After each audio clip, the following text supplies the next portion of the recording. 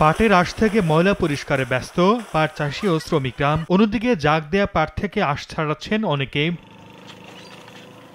অনাবৃষ্টির কারণে এবছর চাঁপাইনবাবগঞ্জে পাটের আশানুরূপ ফলন হয়নি। তবে বাজারে এখন দাম ভালো। মনপ্রতি বিক্রি হচ্ছে ২,৪০০ থেকে ৩,০০০ টাকা পর্যন্ত, যা গত বছর বিক্রি হয়েছে ১,৬০০ থেকে ১,৭০০ টাকা মনে। কয়েক বছর ধরে কাঙ্ক্ষিত দাম না পাওয়ায় সোনালী আঁশে আগ্রহ হারিয়েছেন চাষিরা। গত বছর ৩,২৮৫ হেক্টর জমিতে পাটের চাষাবাদ হলেও এবছর তা কমে ২,২৮০ হেক্টরে নামে।